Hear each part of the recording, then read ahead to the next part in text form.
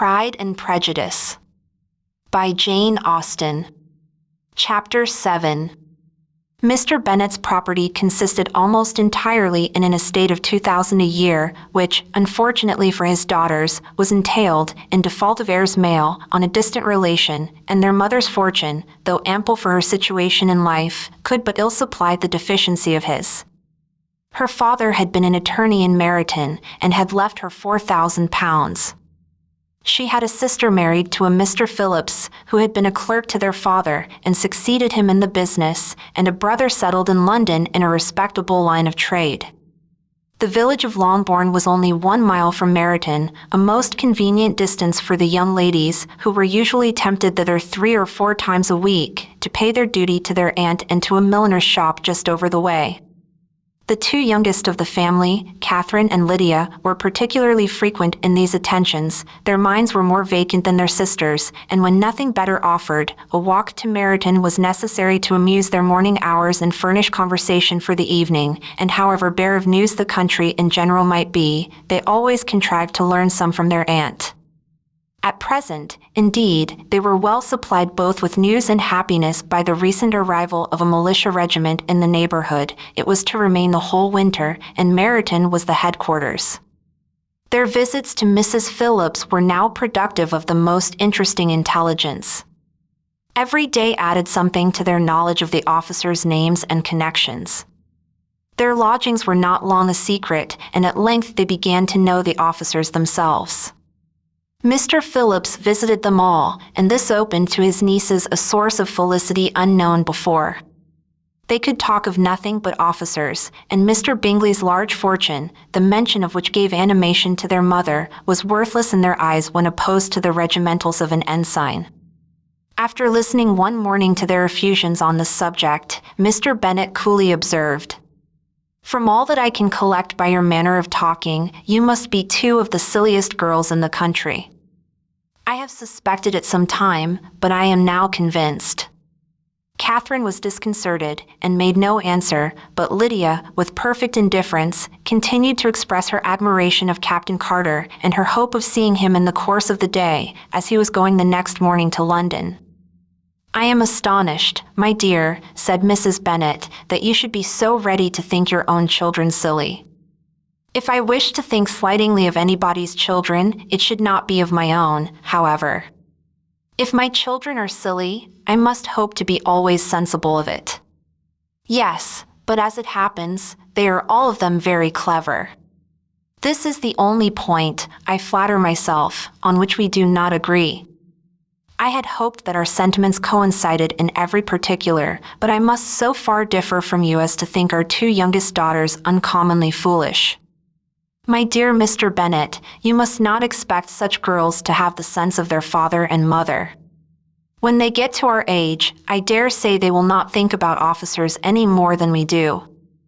I remember the time when I liked a red coat myself very well, and, indeed, so I do still at my heart, and if a smart young colonel, with 5,000 or 6,000 a year, should want one of my girls, I shall not say nay to him, and I thought Colonel Forster looked very becoming the other night at Sir William's in his regimentals."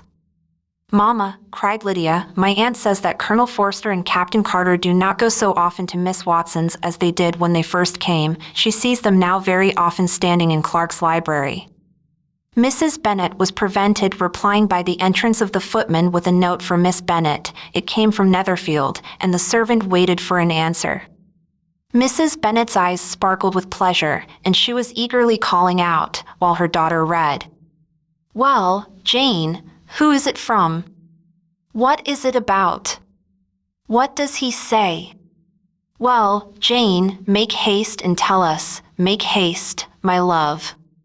"It is from Miss Bingley," said Jane, and then read it aloud. "My dear friend, if you are not so compassionate as to dine today with Louisa and me, we shall be in danger of hating each other for the rest of our lives, for a whole day's tete-a-tete between 2 women can never end without a quarrel. Come as soon as you can on the receipt of this. My brother and the gentleman are to dine with the officers.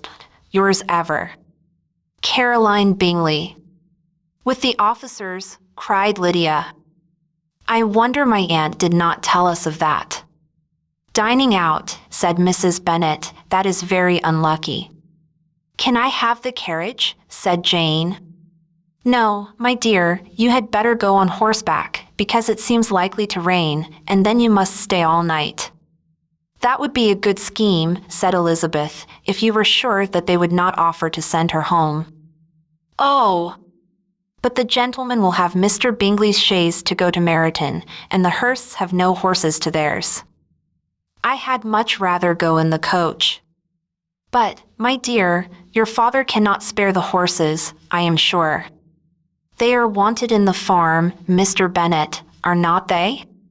"They are wanted in the farm much oftener than I can get them." "But if you have got them today," said Elizabeth, "my mother's purpose will be answered." She did at last extort from her father an acknowledgment that the horses were engaged. Jane was therefore obliged to go on horseback, and her mother attended her to the door with many cheerful prognostics of a bad day. Her hopes were answered. Jane had not been gone long before it rained hard. Her sisters were uneasy for her, but her mother was delighted. The rain continued the whole evening without intermission. Jane certainly could not come back. "This was a lucky idea of mine, indeed," said Mrs. Bennet more than once, as if the credit of making it rain were all her own. Till the next morning, however, she was not aware of all the felicity of her contrivance. Breakfast was scarcely over when a servant from Netherfield brought the following note for Elizabeth. "My dearest Lizzie, I find myself very unwell this morning, which, I suppose, is to be imputed to my getting wet through yesterday. My kind friends will not hear of my returning home till I am better. They insist also on my seeing Mr. Jones, therefore do not be alarmed if you should hear of his having been to me, and, excepting a sore throat and headache, there is not much the matter with me. Yours, and C."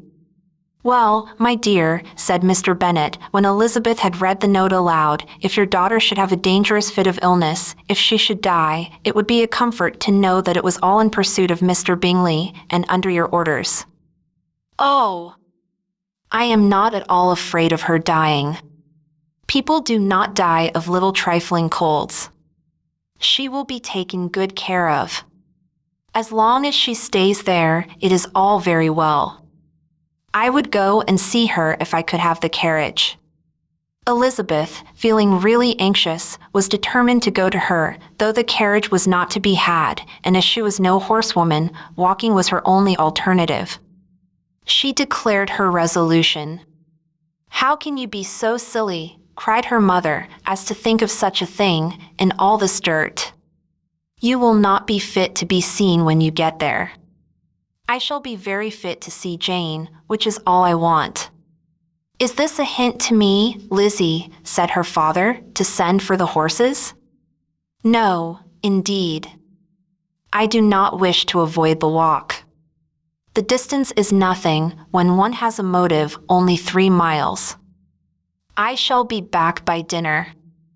"I admire the activity of your benevolence," observed Mary, "but every impulse of feeling should be guided by reason, and, in my opinion, exertion should always be in proportion to what is required."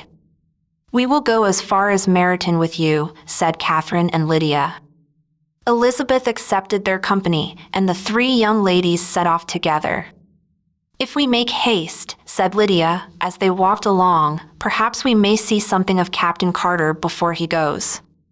In Meryton they parted. The 2 youngest repaired to the lodgings of one of the officers' wives, and Elizabeth continued her walk alone, crossing field after field at a quick pace, jumping over stiles and springing over puddles with impatient activity, and finding herself at last within view of the house, with weary ankles, dirty stockings, and a face glowing with the warmth of exercise. She was shown into the breakfast parlor, where all but Jane were assembled, and where her appearance created a great deal of surprise. That she should have walked 3 miles so early in the day, in such dirty weather, and by herself, was almost incredible to Mrs. Hurst and Miss Bingley, and Elizabeth was convinced that they held her in contempt for it.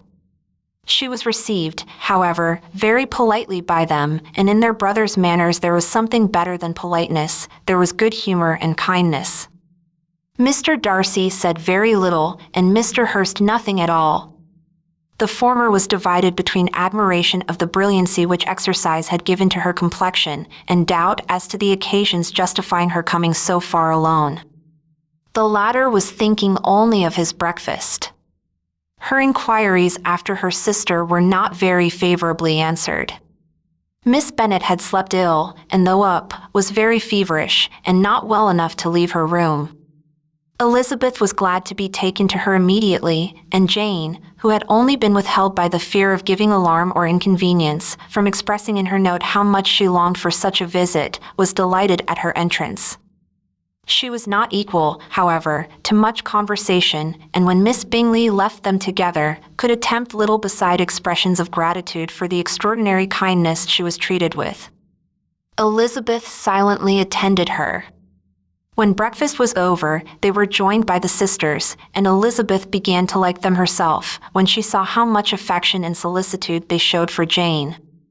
The apothecary came, and having examined his patient, said, as might be supposed, that she had caught a violent cold, and that they must endeavor to get the better of it, advised her to return to bed, and promised her some draughts.